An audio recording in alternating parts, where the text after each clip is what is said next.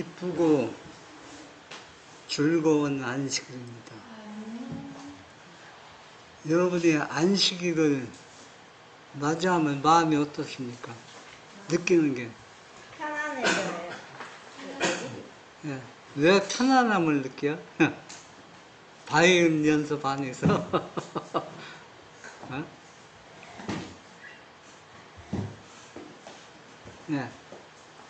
내가 하고 싶은 일을 딱 멈추는 겁니다. 안식일. 금요일 오후가 되면은 내가 하고 싶은 일은 물론 내가 좋아서 하는 것도 있지만 해야 할 일이기 때문에 하는 거거든요. 예를 들어서 직장에 다니는 사람들은 직장에 안 다닐 수가 없잖아요. 그냥 가만히 앉아서 하나님께서 먹여주신다고 성경에 그렇게 기록되지 않았어요. 열심히 일하라고 했잖아요. 그런데 금요일 되면은 오후 되면 이 모든 것들을 다 멈추고 오직 하나님과의 나의 시간을 갖는 겁니다. 왜? 하나님께서 모든 것 다 책임져 주시기 때문에 편안한 겁니다. 그렇지 않으면 하나님과 관계없으면 쉰다고 뭐 평안을 할 수가 없잖아요. 그래서 세상에서 가장 위대한 사람이 될 수 있는 것은 무엇일까? 여러분 무엇이라고 생각하고 있습니까?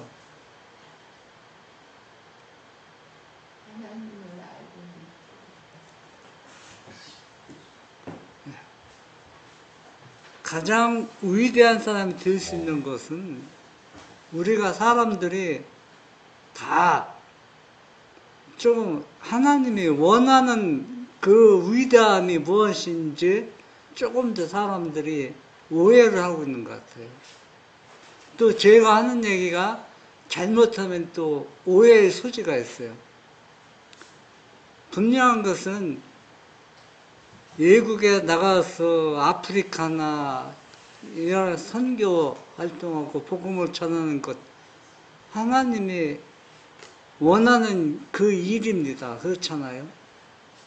그 일 하면은 사람들 어때요? 본인 자신도 보람을 느끼고 보는 사람도 야, 저 사람 참 하나님을 사랑하고 믿음이 있어 잘한다. 그렇게 생각하잖아요.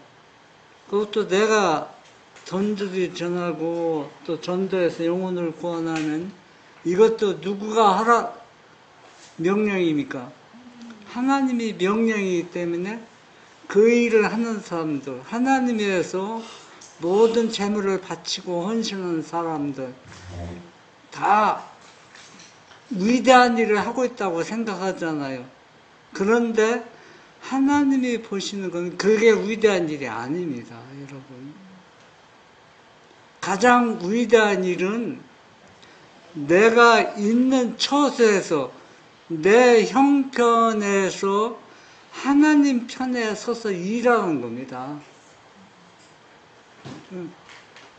그러면 여러분 처자 환경에서 내가 할 수 있는 일이 여러분 무엇이 있습니까?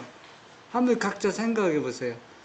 내 환경, 내 처지에서 일할 수 있는 것. 여러분, 외국에 나가서 복음 전하는 거 하나님의 명령이지만은 그 명령은 뭐냐면 그 선교지 어려운 역경 속에서 일하야만 그 사람이 영혼의 구원받기에 합당한 품성이 꼴져야 되기 때문에 그 사람에게 명령한 겁니다. 그래서 왜? 그 영혼은 그 일을 해야 영적으로 큰 유익이 없기 때문에 또 복음을 전하고 전도지 전하는 것도 전도지 전하는 그 영혼을 위해서 하나님께서 명령한 겁니다. 그런데 다른 사람들은 다 그 사람처럼 일해야 하나님을 사랑하고 믿음이 있는 것처럼 보이게 하는 것은 잘못 생각하고 있다는 얘기예요.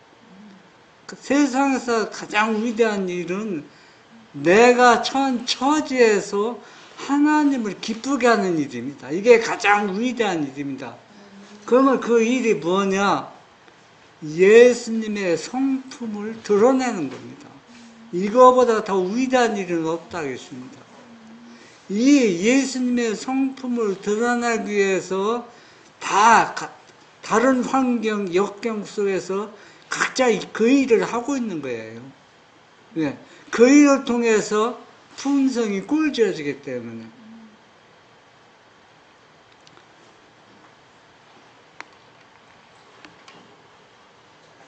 시편 1편 1절에서 3절 보면 복 있는 사람은 악인들의 길을 따르지 아니하며 죄인들의 길에 서지 아니하며 오만한 자들의 자리에 앉지 아니하고 오직 여호와의 율법을 즐거워하여 그의 율법의 지하로 묵상하는도다. 그는 시냇가에 심은 나무가 철을 따라 열매를 맺으며 그 잎사귀가 마르지 아니한 같으니 그가 하는 모든 일이 다 형통하리로다. 사실 이거는 예수 믿는 우리들이 생활이 이렇게 돼, 꿀져져야 돼. 그렇지 않습니까? 여러분, 제가 주황산에 가보면은 자주 가지 않지만 바위에서 소나무가 있는데 신기하게 죽지 않고 살아있어요. 여러분, 그거 볼 때 참 신기해요. 저게 뿌리가 물을 먹지 아니하면 죽거든요. 그런데 그 높이 산꼭대기에서 바위 틈에서 어떻게 저게 죽지 않고 살아날 수 있는가? 이게 다 누구의 섭리입니까? 하나님의 섭리입니다. 하나님은 모든 피조물에게 다 생명력을 제공해 주고 있어요. 모든 피조물에게. 그래서 그 주어진 여건에서 우리가 볼 때는 아주 살아남기 어려운 역경에서 이 피조물이 다 살아가고 있다는 얘기예요. 만약에 하나님의 은혜가 걷어지면은 이 피조물이 살아남을 존재가 하나도 없어요. 식물도 그렇고 사람도 그렇고 모든 이 피조물은 하나님의 은혜로 살아간다는 얘기입니다. 그런데 우리가 이렇게 하나님 은혜로 시편에 있는 1장에 있는 1절 3절에 있는 것처럼 살아가야 되는데 그렇게 되지 못한 이유가 있습니다. 하이주서 시편 1장 3절 상독수 그리스도인이 되는 길 상독수가 되기를 구하여라. 온유하고 평화로운 마음으로 단장하라.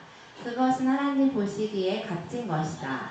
사랑과 희락과 화평과 오래 참음과 자비와 양선과 충성과 온유와 절제의 은혜를 마음에 품으라.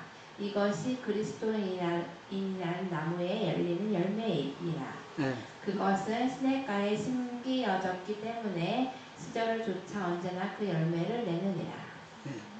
제가 처음에 그 사과나무를 심었을 때 여기서 심고 또 보문에서도 좀 심어봤는데 이 사과나무가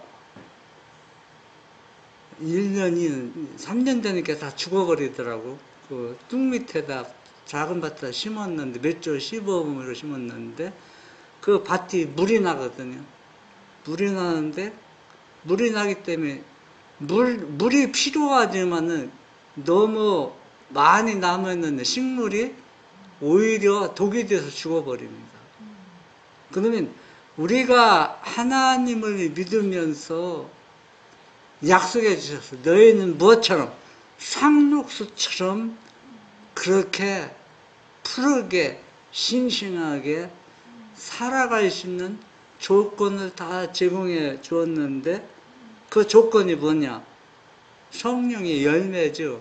사랑과 희락과 화평과 오래 참과 자비와 양성과 충성과 온유와 절제니 이것이 하나님의 은혜의 마음을 품은 이것이 다 상록수가, 영적으로 상록수가 될 수 있어요.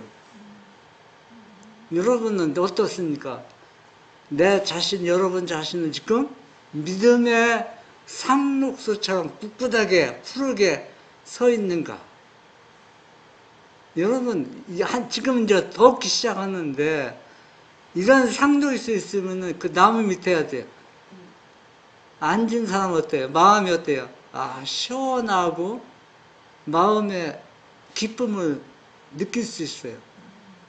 뜨거운 태양 아래 상록수 밑에 앉아봐요. 얼마나 시원합니까? 그러면 여러분들이 믿음의 영적으로 이런 상록수가 되면은 하나님을 믿지 않는 사람들이 어때요? 이 그늘에 와서 쉰다는 얘기는 뭘 드러내는 겁니까? 하나님의 영광을 내가 드러내는데 이건 바로 뭐냐? 내 품성이 예수님을 그만큼 닮아가면은 하나님을 믿지 않는 사람들이 내 곁에 와서 쉬어간다는 얘기는 이거 복음을 전도하는 얘기입니다. 우리가 꼭 전도지를 가지고 전하는 게 복음을 전하는 게 아닙니다. 이거보다 더 하나님의 영광을 드러내는 게 뭐가 있겠습니까? 이것이 세상에서 가장 위대한 일을 하고 있는 겁니다. 창세기 3장 15절 내가 너로 여자와 원수가 되게 하고 내 후손도 여자의 후손과 원수가 되게 하리니 여자의 후손은 내 머리를 상하게 할 것이요 너는 그의 발꿈치를 상하게 할 것이니라 하시고. 예. 아담과 하와가 에덴 동산에서 상록수 속에서 하나님과 교제했잖아요. 그런데 죄를 범함으로 인해서 이게 상록수가 완전히 어때요? 이제는 겨울이 되면은 상록수가 잎이 떨어져. 죄의 결과로 이러한 일들이 물론 아담의 죄 때문에 이 일이 시작했지만 내 죄로 인해서 내 영적 믿음의 상태에도 이렇게 지금 되어가고 있다는 얘기입니다. 그러면 여러분들이 안식학기 교과 시간에 들었는데 여러분들은 여자의 후손입니까? 뱀의 후손입니까? 여자의 예수님 안에서 여자의 후손. 그런데 그러면 다 인간은 여자의 후손은 뱀의 후손은 없습니까? 아니 그거 원성 자체는 뱀의 후손이죠. 우리가 여자로 될 수가 없는데 복음 말씀 복음 안에서 여자의 후손. 여러분이 지금 잘못 생각하고 있어요. 모든 사람은 다 죄를 지었건 떠나서 다 여자의 후손입니다. 그러면 뱀의 후손은 누구냐? 내 자신이 또 뱀의 후손이 될 수 있어요. 그런데 언제 뱀의 후손이 되느냐면은 유다를 한번 생각해 보세요. 은혜의 시간이 끝난 사람에게는 완전히 뱀의 후손이 되는 겁니다. 죄에서 돌아설 수 없는 사람이 뱀의 후손이라는 얘기예요. 그러면 유다가 언제 뱀의 후손이 되느냐면 성만찬 예식할 때 예수님이 유다를 이렇게 손을 짚으면서 얘기했잖아요. 했을 때 유다가 분노해서 그 참지 못하고 나갔을 때 이미 어디를 결정된 거예요. 뱀의 후손으로 본인이 선택한 겁니다. 이 얘기는 바로 우리 개인에게 죄를 지었다고 해서 뱀의 후손이 되는 게 아닙니다. 계속 하나님께서 하나님 영이 그 영혼을 마음을 두드리는 겁니다. 네가 죄에서 돌아서고 나한테 오라. 계속 고소하는데 이것을 계속 거절하면은 사복음서에 뭐라 했어요? 이런 영혼을 뭐라 했습니까? 성령을 해방하는 거라 했잖아요. 그러면 이런 영혼은 예수님 어떻게 할 수 없어요. 이런 사람이 바로 뱀의 후손이 돼서 여자의 후손과 싸움이 시작되는 겁니다. 완전히. 그러니까 뱀의 후손은 여자의 후손을 얼마나 증오하겠습니까? 자기가 뭘 여자의 후손이 돼봤잖아요. 여자의 후손이 돼봐서 예수님 말씀을 순종하고 싶지만 그게 자기가 무엇을 선택했기 때문에 죄를 버리지 않았기 때문에 얼마나 믿음대로 사는 사람을 증오하겠냐는 얘기입니다. 예? 그래서 사람들은 여자의 후손과 뱀의 후손을 잘 이해를 못해요. 예. 예. 그래서 여러분 자신이 한번 자기 자신 살펴봐요. 내가 지금 뱀의 후손이 되어가고 있는가? 그렇지 않으면 여자의 후손으로 계속 살아가고 있는가? 만약에 뱀의 후손으로 되어간다면 그게 돌아서야 돼요. 더 멀리 가면은 유다는 너무 멀리 예수님 떠났기 때문에 예수님도 그걸 해결시킬 수가 없습니다. 완전히 뭐가 결정된 겁니까? 뱀의 후손으로 결정되어 있다는 얘기입니다. 교육 28 말씀이 육신이 되어 우리 가운데 거하심에 은혜와 진리가 충만하더라. 그 안에 생명이 있었으니 이 생명은 사람들의 빛이라. 그리스도의 삶과 우리의 구속을 위한 대가로 지불된 그분의 죽음은 우리에게 생명의 약속과 보증이 되며 지혜의 보고를 다시 여는 열쇠가 된다. 이 둘은 에덴의 천사들이 생각했던 것보다 하나님의 품성을 더 명백하게, 더 훌륭하게 보여주는 것들이다. 예, 이 얘기는 무슨 얘기냐면 쉽게 풀이하면은 아담의 범죄하기 전 상태보다 아담이 범죄한 후에 하나님의 성품이 더 명백히 드러났다는 얘기입니다.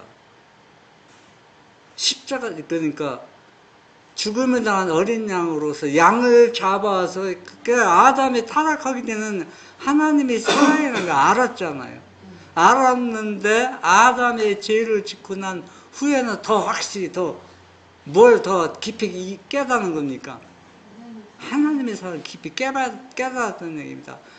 아담의 죄를 짓기는 천사로부터 많은 것을 들었잖아요. 그런데 그 천사들이 얘기한 것보다 뭡니까?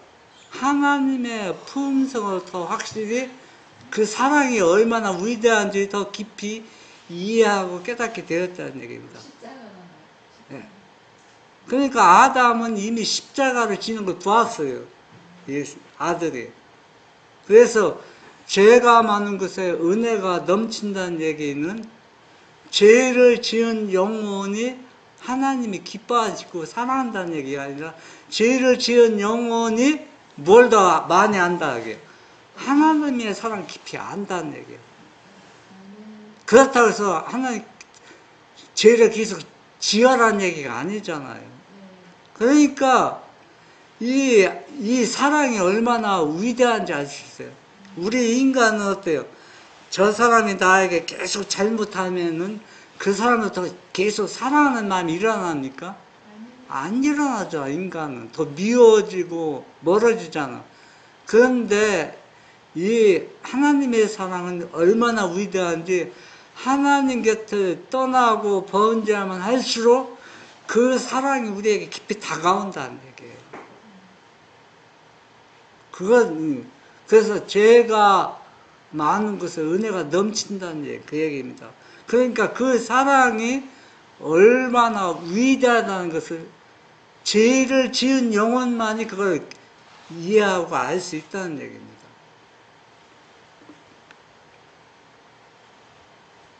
그리스도는 참빛 곧 세상에 와서 각 사람에게 비치는 빛이시다. 모든 사람이 그리스도를 통하여 생명을 얻는 것처럼 모든 심령이 하늘의 거룩한 진리의 빛을 받는 것도 그리스도를 통해서이다. 각 사람의 마음속에는 지적인 능력뿐만 아니라 영적인 능력, 곧 옳은 것에 대한 분별력과 선에 대한 갈망이 자리 잡고 있다. 그러나 한편으로는 이런 지선의 원칙들에 대항하는 힘이 우리 속에 있다. 갈라디아서 6장 7절 스스로 속이지 말라. 하나님은 업신여김을 받지 아니하시나니 사람이 무엇으로 심든지 그대로 거두리라. 예. 사람의 마음은 내가 하나님을 믿든 믿지 않든 인간이 태어나면은 선을 갈망하고 악을 저항하는 힘을 인간의 마음속에 이미 심어 놓았어요.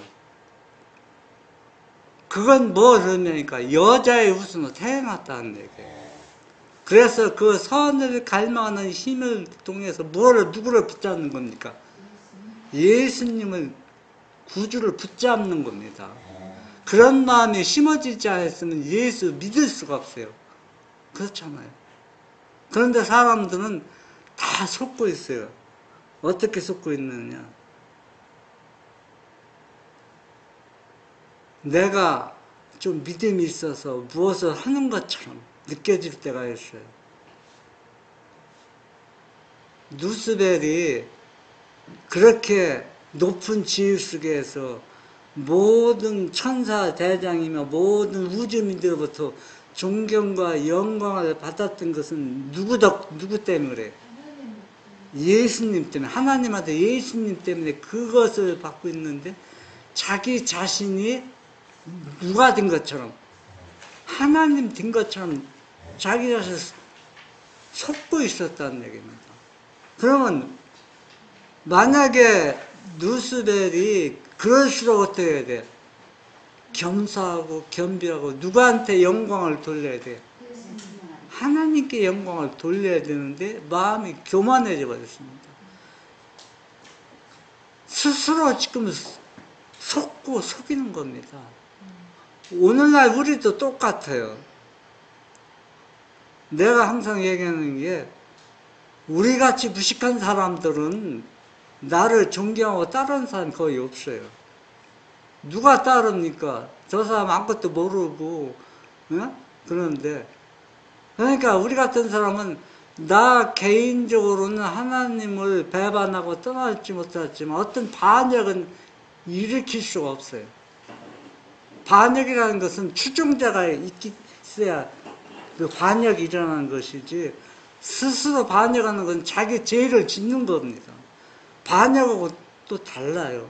사단이 반역할 때는 그 엄청난 숫자 3분의 1이라는 것은 많은 숫자가 반역에 가담했다는 얘기잖아요.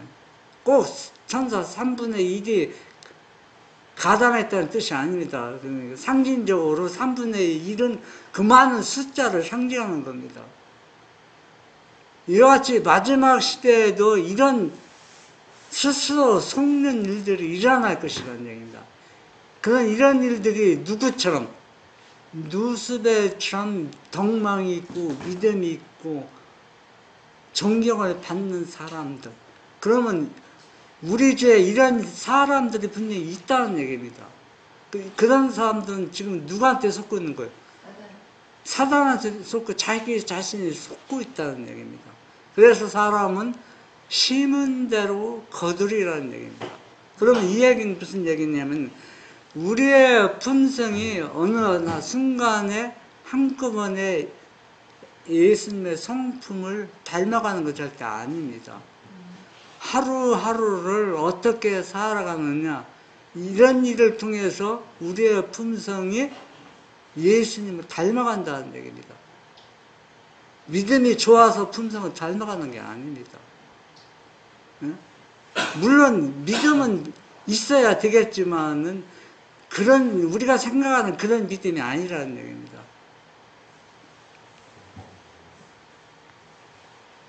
교육 47. 이런 선지자학교의 생도들은 직접 땅을 경작하거나 연모를 다루는 일에 종사함으로써 자활할 수 있었다. 이스라엘에서는 이렇게 하는 것이 이상하거나 수치스러운 일로 생각되지 않았다. 오히려 자녀들을 유익한 노동의 가치를 알지 못한 채 자라도록 버려두는 것이 죄로 여겨졌다. 모든 청년은 부모가 부자이든 가난한 사람이든 간에 직업 교육을 받았다. 이게 꼭 필요한 얘기고 마지막 시대 산호세는 절대적으로 해야 할 일입니다.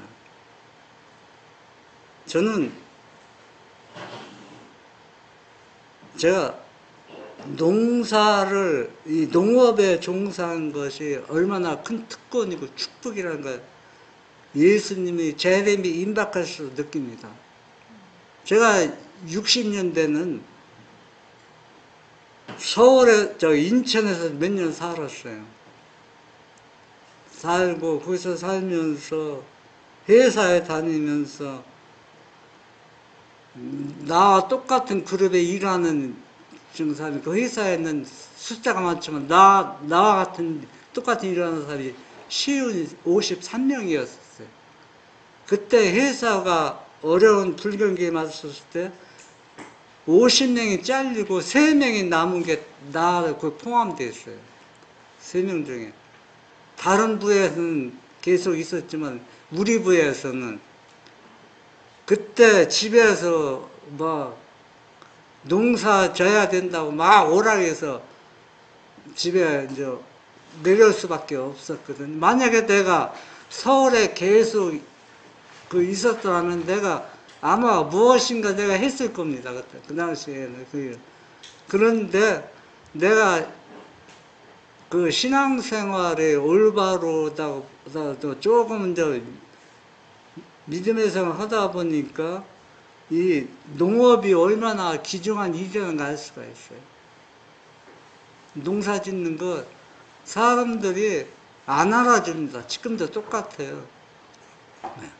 여러분 서울에 가서 친구들 보고 나 농사 짓는다 하면은 알아듣는 친구 아무도 없어요. 응? 아직도 이 농업은 뭐처럼 여겨요? 천한 직업으로 여깁니다, 사람들이. 응? 뭐, 우리 아들도 직장 생활했지만 절대 자기는 농사 안 짓는다고 합니다.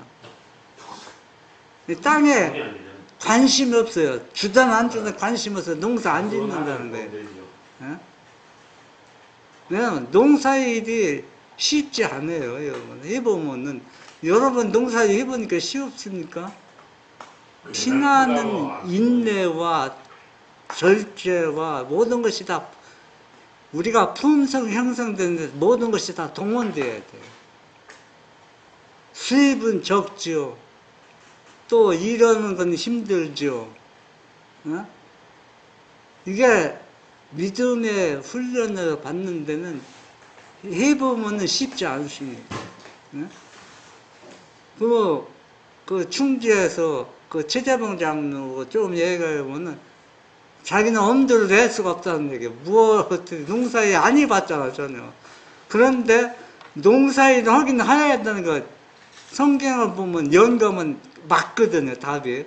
맞는데 실제 그거 단련을 안 받아봤기 때문에 쉽지 않아요.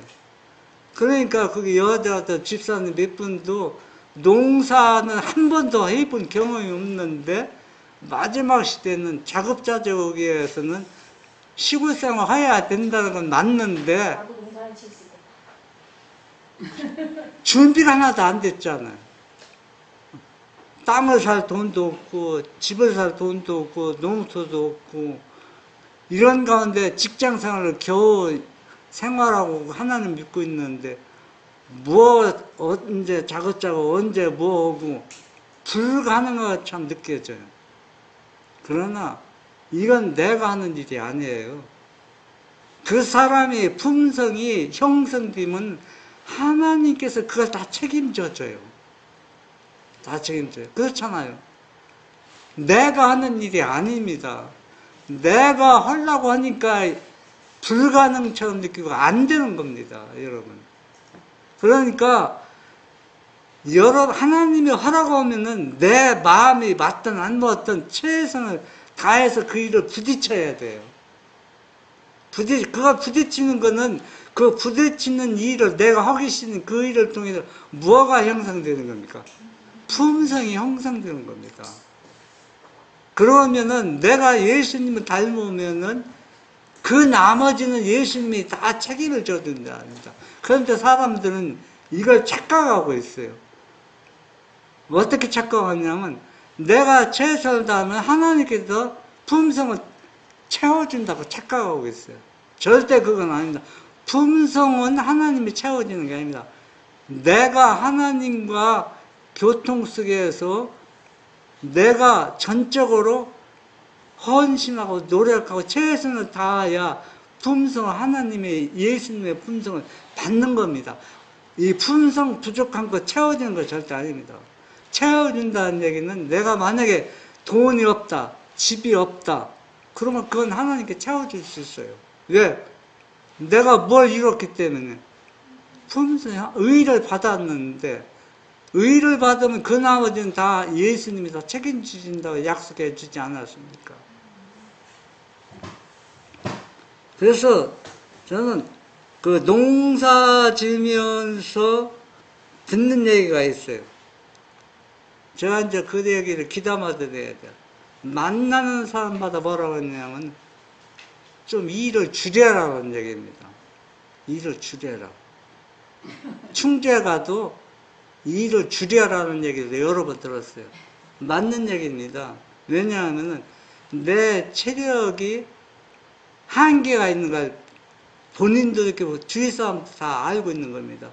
그래서 이 일을 지혜롭게 하는 것이 어떻게 하는 것인지 이것도 내가 하나님의 의를 받으면 하나님께서 다 해준다고 저는 생각합니다. 내 방법대로 하는 거예요. 하나님의 방법대로. 예? 그래서 제가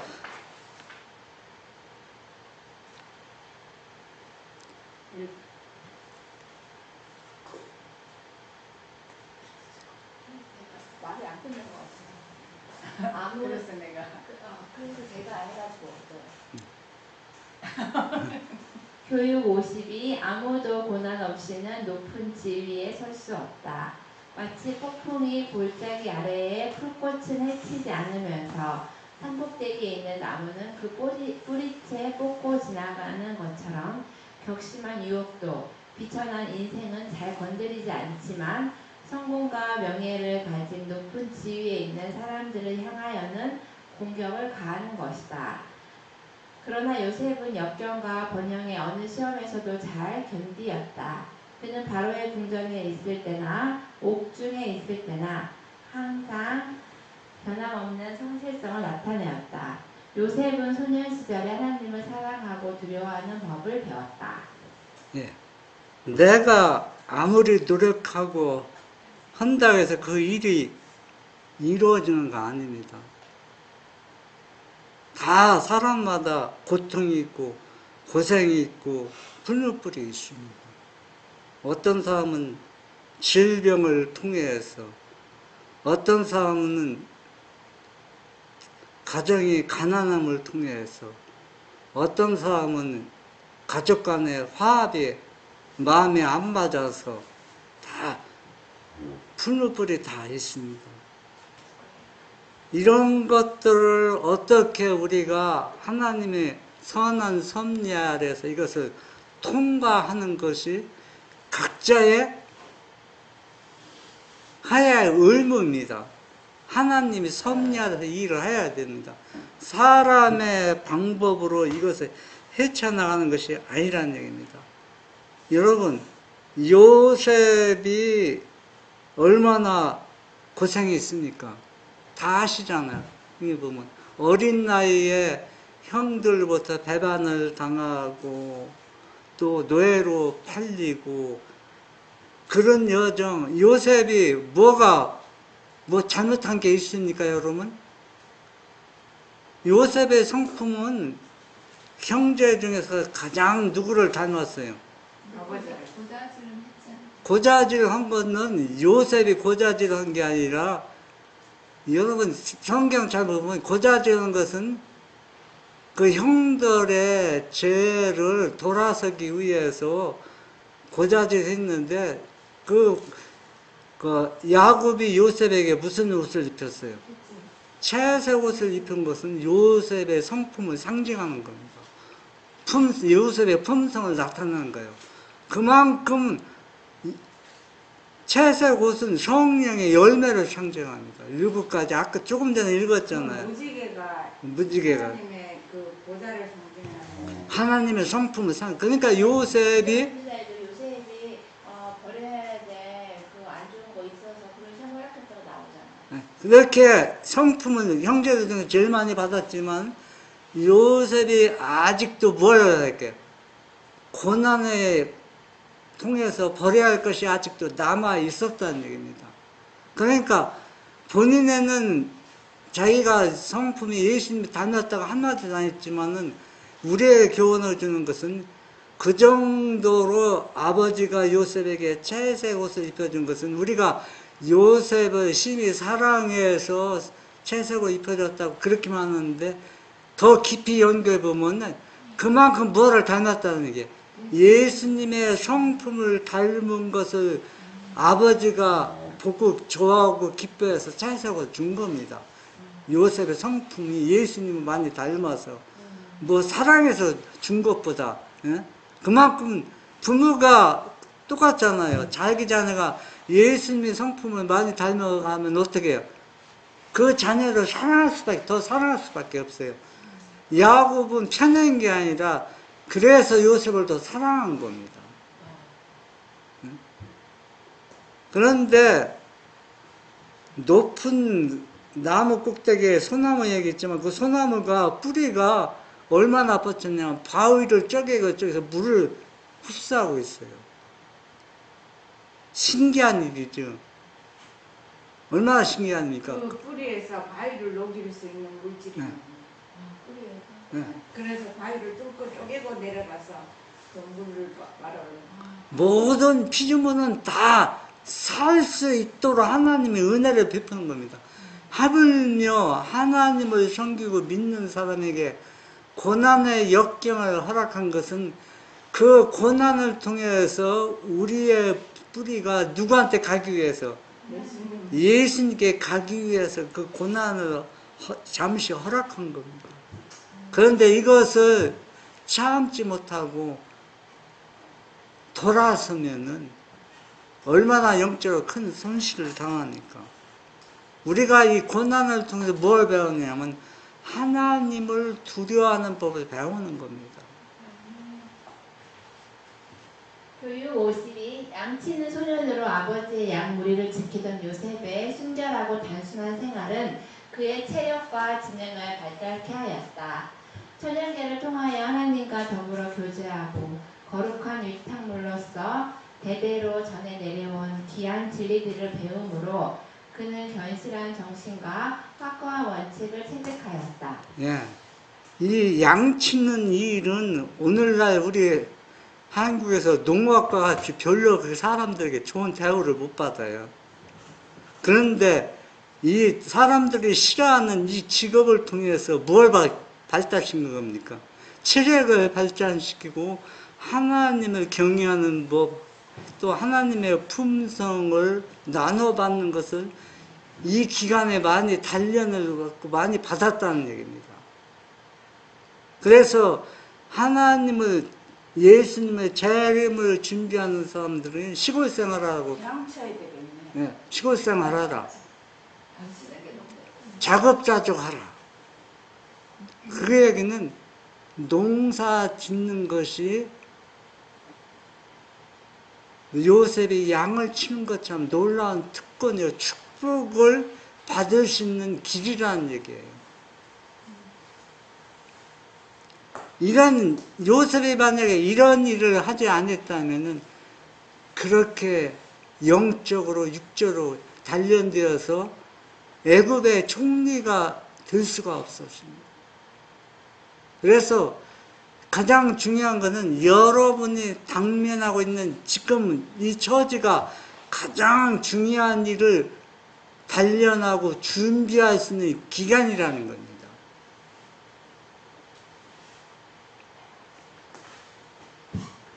교육 52 요셉은 그의 생애의 위기에서 곧 자기의 어린 시절을 보낸 가나안 본집으로부터 노예의 운명이 기다리고 있는 애굽으로 가는 두려운 나그네 길 가운데에서 혈육들의 천막이 있는 산들을 마지막으로 바라볼 때에 야곱의 하나님을 기억하였다. 예, 요셉이 형들에게 팔려서 애굽으로 끌려갈 때 자기 집이 보이는 거예요. 그러면서 뭘 생각하는 거예요? 양을 치던 그때를 생각하는 겁니다. 만약에 요셉이 여러분 생각해보세요. 양을 칠 때 들판에는 뭐가 있어요? 아무것도 없잖아요. 그러면 주로 누구를 바라보는 겁니까? 천년기 가운데 사는 천연교수가 하나님을 바라보는 겁니다. 이때 품성이 제일 많이 형성된 겁니다. 응? 그러니까 여러분이 당면하고 있는 지금 처한 처지가 무엇 받기에 내 품성이 형성되기에 가장 좋았다고 생각하고 그 기쁘게 받아들이면은 놀라운 축복을 받을 수가 있다는 얘기입니다. 여러분 불만을 품고 비평하기 시작하면 계속 누가 틈타는 겁니까? 사단이 틈타는 겁니다. 그러니까 영적으로 큰 손실을 당할 수밖에 없다는 얘기입니다. 제가 며칠 전에 대구에 갔는데 대구에 가면서 1시간 반 동안 제가 그 거리를 왔다 갔다 하면서 왜 갔느냐면 사람이 그 앞에는 버스가 타는 사람들이 있고 버스 타려고 하는 사람 내리는 사람들이 계속 사람이 많이 분주하는데 보니까 그 사람이 타는 노선에 휴지 더러운 휴지가 큰 게 2개가 딱 떨어져 있어. 이만한 휴지가 덩치가. 그런데 휴지가 더럽고 그거 주워서 버릴 데가 없어요. 휴지통이 이렇게 휴지통이 더럽고 휴지통이 꽉 차 보이는 겁니다. 꽉 차 있는 거 들어갈 수 있는 여건이 없는 것처럼 보여. 내가 이렇게 보니까. 그래서 저걸 주웠으면 좋겠다는 마음이 들지만은 갔다가 그냥 돌아오고 1시간 반 동안 제가 그런 겁니다. 주스면은 어떻게 처리할 수가 없고. 그래서 왔다 갔다 나 없어 누가 하겠지. 1시간 반 동안 그 휴지가 그대로 있는 거예요. 그래서 또 한 번 또 가봤어요. 하니까 그 휴지가 있어요. 그래서 애따 모르겠다 그 주워서 휴지통을 열어보니까 내가 이렇게 이모 쳐다볼 때는 휴지통이 꽉 차 있는 것 같이 보였는데 휴지통이 텅 비어 있더라고. 그래서 그걸 집어 넣었습니다. 내가 이것을 잘했다고 얘기하려고 표현하는 게 아니라 이러한 사소한 일들이 우리는 내가 내 품성이 형성되는 그 결정적인 역할을 하고 있다는 얘기입니다. 아주 작은 일이지만은 이 예수님의 품성은 이런 작은 일을 통해서 이루어지는 겁니다. 내가 꼭 위대한 일을 해서 품성이 형성되는 게 아니라는 얘기입니다. 교육 57. 이 고상한 히브리 사람들이 가졌던 평생 사업은 너무나 귀한 것이었다. 자라난 가정을 떠날 때 그들은 장차 자신들이 가지게 될 숭고한 운명에 대하여 꿈에도 생각지 못하였으리라. 그들은 하나님의 인도하심에 충실하고 건실하였으므로 하나님은 그들을 통하여 당신의 목적을 이루실 수 있었다. 이건 어떤 청년들을 두고 얘기합니까? 다니엘, 요셉을 두고 하는 얘기입니다.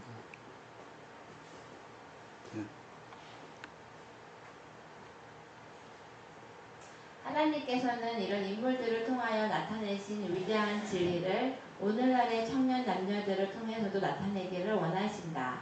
요셉과 다니엘의 역사는 하나님께 자신을 드리고 전심으로 그분의 목적을 성취하고자 힘쓰는 사람들에 대하여 그분께서 행하시는 일이 무엇인지를 설명하는 신뢰이다. 예, 내가 계속 거듭 말씀하셨지만 여러분이 있는 처지에서 다니엘과 요셉처럼 최선을 다해서 일하는 사람에게 요셉과 다니엘처럼 큰 일을 맡긴다는 얘기예요.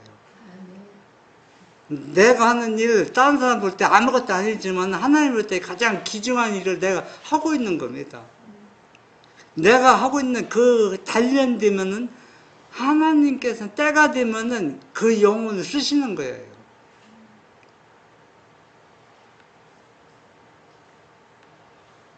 인류의 가장 큰 결핍은 인물의 부족이다. 그 인물이란 매매되지 않는 사람, 신령이 진실하고 정직한 사람, 죄를 그대로 죄라고 부르기를 두려워하지 않는 사람, 마치 나침반의 바늘이 틀림없이 남북을 가리키듯이 양심이 그 의무에 충실한 사람, 비록 하늘이 무너질지라도 옳은 일을 위하여 굳게 서는 그런 사람들이다. 마지막 시대 하나님께 찾으신 사람이 이런 사람들입니다. 이 사람들이 14만 4천이 되고 또 재림 운동을 하고 세천사의 기별을 전할 사람들입니다. 성품입니다. 이런 사람들이. 이 사람들이 지금 부족하다, 부족하지 않다. 부족하다는 얘기입니다. 죄를 죄라고 얘기할 수 있는 사람. 지금은 죄를 죄라고 얘기 못 하잖아요. 얘기하면은 감당이 못해요. 우는 반응들이. 그렇잖아요. 그렇기 때문에 할 얘기를 제대로 하면서 세천사의 기별을 전하는 사람들은 보기가 거의 없다는 얘기입니다. 그래서 가장 큰 결핍은 이런 인물 부족이라는 얘기입니다. 그러니까 세천사의 기별이 지금 전해지지 못하고 이유 중에 하나입니다. 이런 인물이 없기 때문에. 이런 인물이 아니면은 복음을 지금 시대에 전할 수가 없어요. 이거는 이런 사람이 나와서 전해야 진짜 그 사람이 뭘 준비시키는 겁니까? 예수님의 재림을 준비하는 겁니다.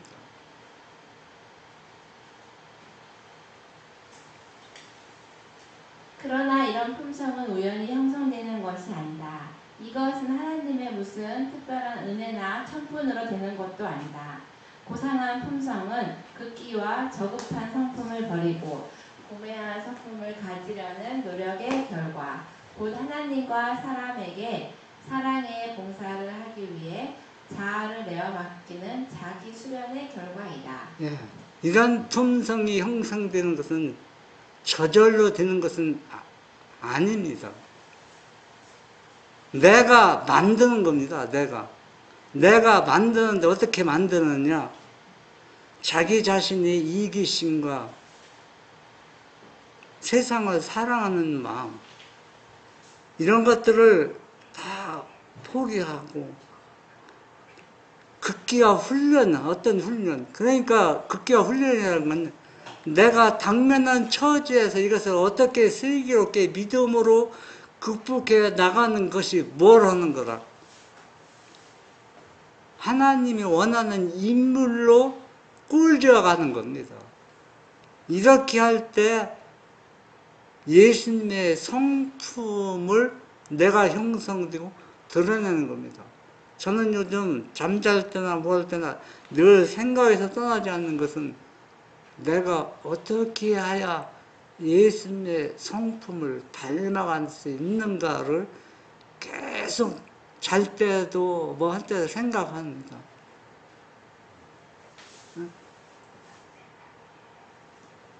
그래서 제가 가끔 사람한테 들어오면은 처음 만난 사람한테서 뭐 하는 얘기가 있어요. 당신 보면은 마음이 좀 편안하다고. 그런 얘기를 가끔 듣습니다. 내가 뭐 잘나서 성품이 좋아서 그런 게 아니라 우리가 내가 노력할 부분이 있어요. 그런데 제가 아침에 교육을 보면서 요한과 베드로를 봤는데 요한이 가장 예수님의 사랑을 제일 많이 받은 사람이에요. 받은 사람인데 예수님은 요한과 베드로를 솔직히 표현해서 누구를 더 칭찬했을까요? 요한. 베드로를 칭찬했어요. 왜 베드로를 칭찬했냐면 베드로는 충동적이지만은 배반했지만은 그 성격이 급하고 충동적인 것을 온전히 예수님의 성품으로 닮으니까 부도덕처럼 나가는 겁니다. 부도덕. 그냥 밀고 나가는 거예요. 예. 그래서 성품이 급한 사람들은 일도 많이 저지르지만은 그 성품이 다듬어지면은 베드로처럼 일할 수 있다는 얘기예요. 그런 단점 속에 가장 좋은 뭘 가지고 있어요? 장점을 가지고 있다는 것. 그래서 우리는 다른 건 다 잊어버려도 우리가 당면한 처지에서 우리가 극기의 훈련 속에서 지금 무엇을 받고 있다? 하나님이 쓰기에 합당한 훈련을 받고 있다고 생각하면은 불만이나 불평이 나오지 않습니다. 그래서 오늘 안식일은 우리가 예수님의 사랑을 느끼면서 예수님의 그 위대한 그 품성을 더 많이 나눠받는 안식일이 되시길 바랍니다.